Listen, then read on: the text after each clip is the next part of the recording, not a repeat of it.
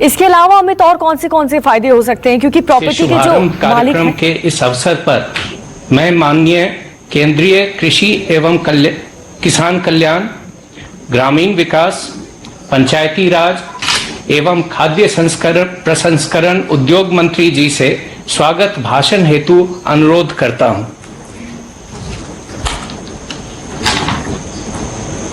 आज के इस शुभ अवसर पर हम सबके मध्य विराजमान भारतवर्ष के यशस्वी होने के लिए कार्यक्रम में उपस्थित उत्तर प्रदेश के माननीय मुख्यमंत्री श्री योगी आदित्यनाथ जी, मध्य प्रदेश के मुख्यमंत्री माननीय श्री शिवराज सिंह जी, हरियाणा राज्य के मुख्यमंत्री माननीय श्री मनोहर लाल खट्टर जी, उत्तराखंड के मुख्यमंत्री माननीय त्रिवेंद्र सिंह जी रावत साहब, इस कार्यक्रम से जुड़े अन्य राज्यों के उप मुख्यमंत्रीगण, मंत्रीगण, अधिकारीगण और राज्यों में इस कार्यक्रम में सहकार कर रहे सभी हितग्राही और कार्यक्रम से वर्चुअल जुड़े लाखों लाख नागरिक भाइयों और बहनों, आज इस कार्यक्रम में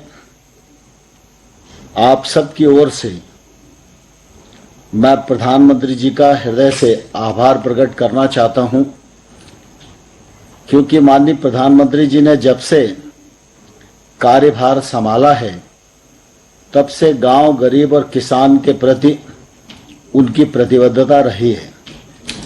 लगातार इस दिशा में उनका प्रयत्न रहा है कि ग्रामीण क्षेत्र में निवास करने वाले जो हमारे भाई और बहन हैं, उन सब का जीवन जीना सुगम हो, उनको मौलिक सुविधाओं की उपलब्धता हो और वह देश के विकास में अपना सकारात्मक योगदान देने के लिए सक्षम हो सकें। विगत दिनों सारा देश इस बात का साक्षी है, चाहे गांव में सड़क पहुंचाने का सवाल हो, चाहे गांव में बिजली पहुंचाने का सवाल हो, चाहे उज्ज्वला योजना के अंतर्गत रसोई गैस के कनेक्शन देने का मामला हो, हर घर में शौचालय उपलब्ध कराने का मामला हो, गांव में ही आजीविका उपलब्ध हो सके, इसके लिए 7 करोड़ बहनों को आजीविका योजना से जोड़ने का सवाल हो, हर पहलू पर प्रधानमंत्री जी ने सिलसिलेवार कार्रवाई की है, लक्ष्य तय किए हैं और उन लक्ष्यों को प्राप्त करने में सफलता भी प्राप्त की है। और इसलिए मैं आज यह विश्वासपूर्वक कह सकता हूं कि प्रधानमंत्री नरेंद्र मोदी जी के कार्यकाल में गांव के विकास की दृष्टि से और गांव में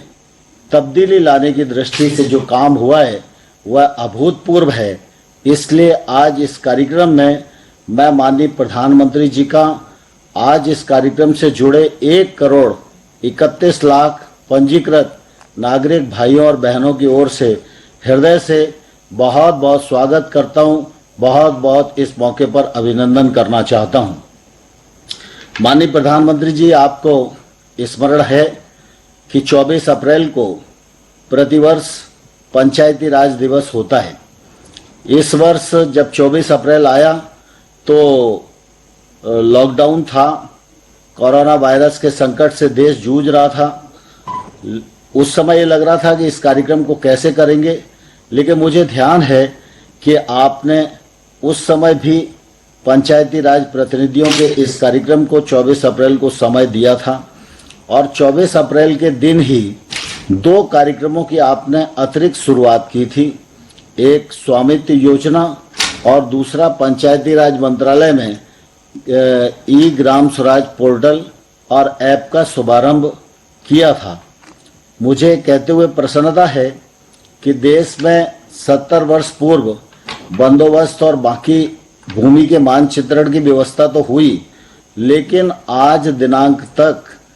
गांव में निवास करने वाले जो व्यक्ति हैं उनके अपने आवास का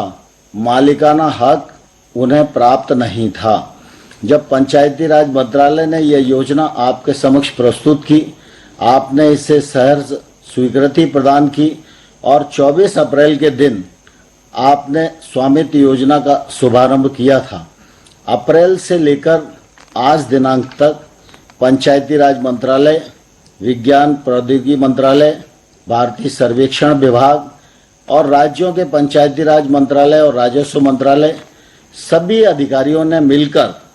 6 राज्यों में इस प्रोजेक्ट को पायलट प्रोजेक्ट किया और मुझे कहते हुए प्रसन्नता है कि आज जब हम नानाजी देशमुख और बाबू जयप्रकाश नारायण जी के जन्मदिन पर यहाँ उपस्थित हैं, तो आज इन दोनों नेताओं का जीवन गांव गरीब के लिए पूरी तरह समर्पित रहा है। उनकी जन्म जयंती के अवसर पर 6 राज्यों के 763 ग्रामों के लगभग 1.25 लाख से अधिक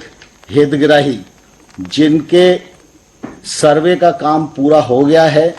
और आज प्रॉपर्टी कार्ड वितरण करने का काम आपके कर कमलों द्वारा माननीय मुख्यमंत्री गणों की उपस्थिति में यहाँ संपन्न हो रहा है। यह मैं समझता हूँ इस कार्यक्रम की निश्चित रूप से बहुत बड़ी सफलता है और आपने यह भी लक्ष्य तय किया है कि 2024 तक 6,62,000 गाँव में निवास करने वाले हर आदमी को प्रॉपर्टी कार्ड मिले। हम सब इस बात को जानते हैं कि प्रॉपर्टी कार्ड तो मिले, लेकिन प्रॉपर्टी कार्ड का उपयोग क्या हो, उपयोग भी सुनिश्चित हो जाए और उसका भी शुभारंभ हो जाए और हर व्यक्ति ये एहसास करे कि अगर गांव में मेरा मकान है तो ये। नमस्कार, मैं हूं मानक गुप्ता। अगर आपको हमारा ये वीडियो पसंद आया हो तो इसे लाइक और शेयर जरूर करें और हाँ, हमें सब्सक्राइब और फॉलो करना ना भूलें ताकि आप देश और दुनिया की कोई खबर मिस ना करें। तो जुड़े रहिए हमारे साथ और देखते रहिए News 24।